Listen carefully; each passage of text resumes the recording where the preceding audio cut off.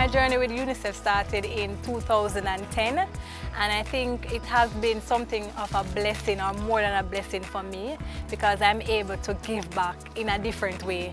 I'm able to advocate in the areas that they see are the need for help. I wasn't pregnant when I was 14, 15 because, I knew I had something more to offer, and I had a strong mother as well. So support, it goes a lot to support as well, because I had my mother who was supporting me. And of course, at the same time, I had to be very careful because my mother was in that situation and I didn't want to be in the situation. So I stayed clear of stuff like that. That's been a bit rough since getting pregnant as a teenage mother. That's been a bit rough for me, because I didn't get a chance to finish school and to further my education. But the good thing about that, I was raised by a single parent, right? It was just my mother. So there's nothing you can't do by yourself. You can manage. So if something that you really want, and you want to achieve something, you're here for your son, right? Two sons, so you're there for them. So you are the ones that they see. And you have to make sure that you make the sacrifices to make sure that you give them the life that you never had or you wish you had. Because my mother got pregnant when she was 16 as well, and it's 3 of us, and walking to town to sell and she couldn't afford the things that I wanted, but guess what? She did the best she could at that time. So that's why you need to focus on the things that you want to do and the best you can do. So you feel, mommy, with everything that's happening? Well, I'll try to cope, honest. I'll try to cope, and I'll try to help her as much as I can. I try to support her in every way I can, When she got pregnant with the first child, honest, I was upset, because getting pregnant at that age, and it was challenging, and she had the baby at it was, so she need to go back to school for the education. I'll try my best with her, but then again she go and get pregnant in the second child. And I said, you know what, I don't just give up. I'm not going to look on you. I said, no, I'm going to try with her again and stick by her through the thick and thin and help her out whenever time she wants to help her, try to help her in every way I can. We are an empowerment organization, and so we believe that if we can change thought, we can change behavior. And so we have a number of workshops, self-discovery workshops, capacity building in terms of teaching them life skills, how to have a conversation around sex with their partners, how to use the necessary tools, the condoms, lubricants. We talk about how do they plan for their lives going forward, the fact that their teenage pregnancy doesn't stop their lives. We help them to create life maps, how to go back to school, how to find new jobs, how to get employable. Sometimes things don't happen the way we want it to, but there's still life, and you still have the support. If a life is there, there's a lot of persons who are out there who are looking to help. And it happened, and things happen already. You can't do anything about it. It's the past. So what you need to focus now is the future and what you're going to do to make your future and your children's future better. Having a child is a blessing, but it's the right time. It's finishing, what you started, going to school, getting somewhere, having something before you can be able to take care of a child and take care of yourself. Yeah, so now that you got pregnant when you were young, what do you feel, about teenage pregnancy? Well, for the other girls, I would tell them, if you get pregnant as a teenager, you still have a lot of chance. Go back to school and further education. It's not all get the chance, but they still can go back to school. But I want to tell them, to get pregnant one time, please don't go back, because it's not an easy road to go, especially with 2. We're very excited to be able to share the walk today with Shelly-Ann. We see Shelly-Ann as a young woman in Jamaica who has overcome vulnerabilities, who was raised above the odds as far as the concern poverty and the challenges of living as a young girl in communities.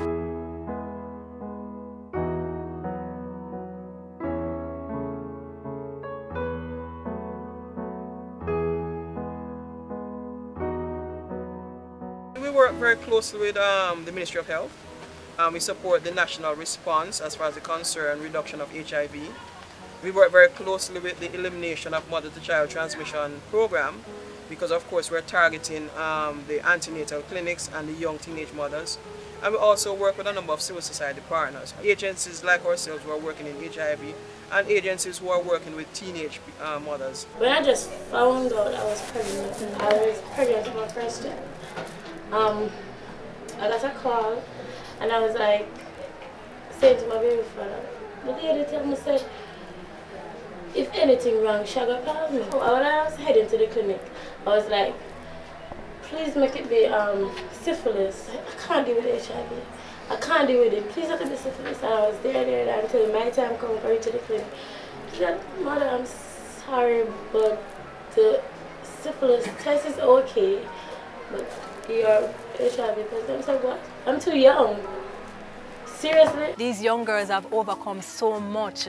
You know, I may look at myself and say, oh boy, I grew up in poor situation, mother couldn't afford this, but these are girls that are living situations that are so difficult at a young age. They're also parents at the same time. So their parents becoming, their children becoming parents, and they have to now navigate their lives and also a child's life, and at the same time they're living with HIV.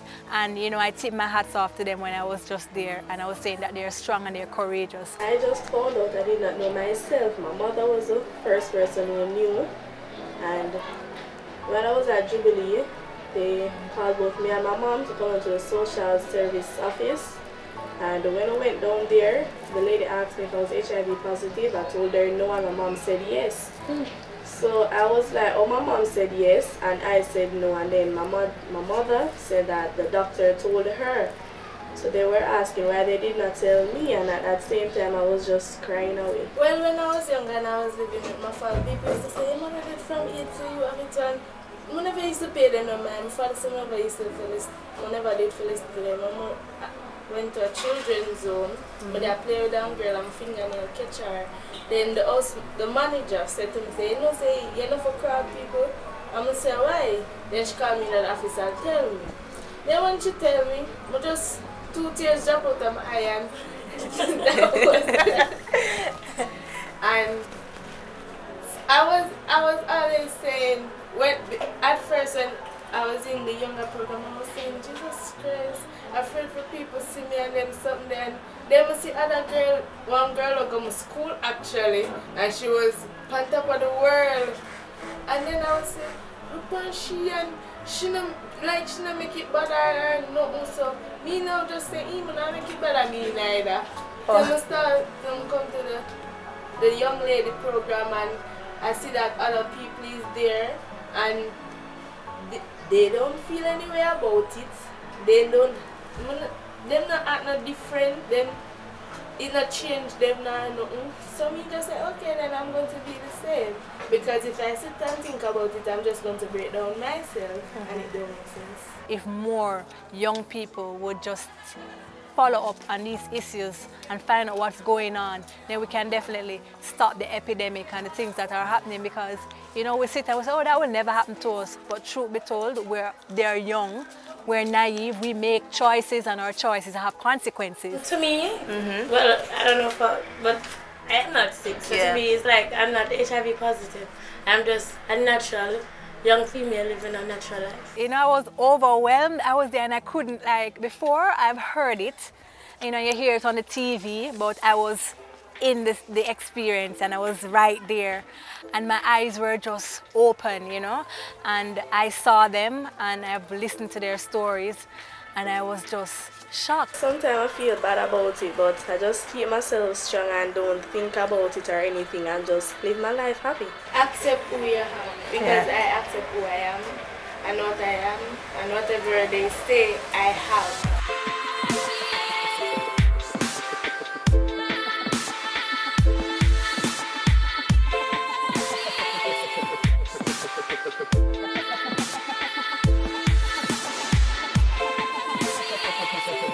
But if I had a daughter and she was raped, of course, it's a sensitive issue, and I know she would be going through a lot. First of all, I would be there for her. I would wait until she's ready. I wouldn't force her to say, oh, you need to tell me this.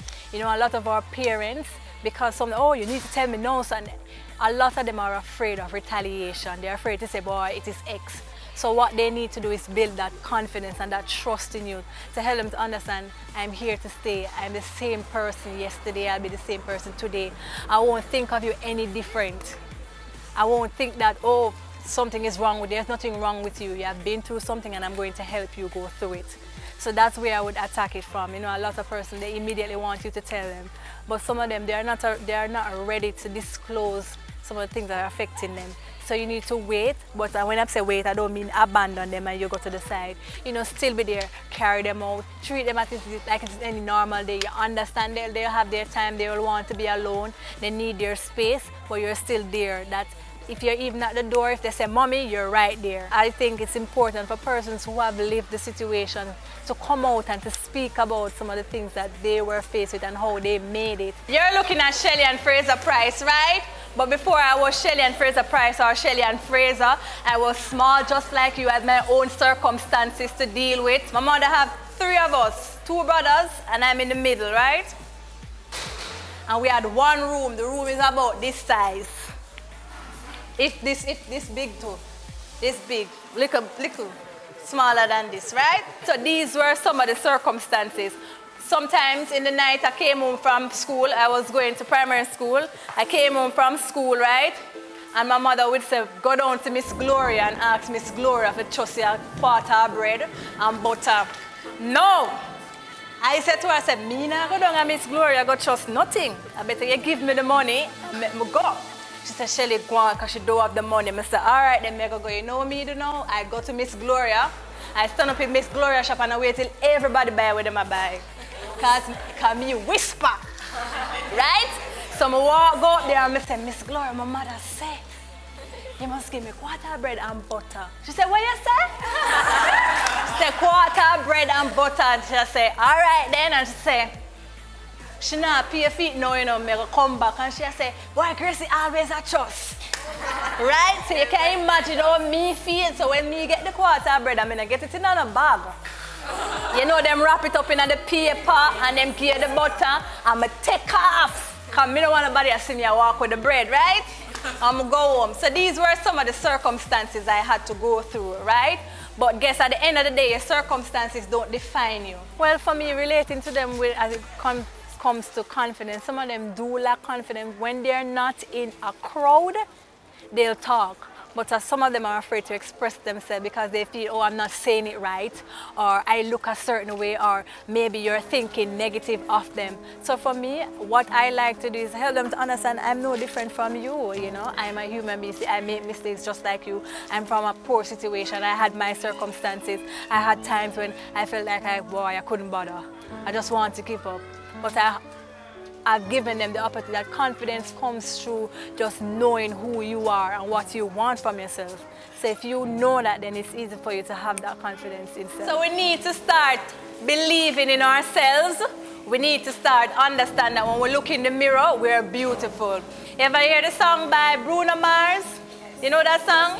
Yes. So you want to sing it with me? Yes. All right, we're going to sing, you know, after 2. You don't flap me, you know, when I make sure to sing.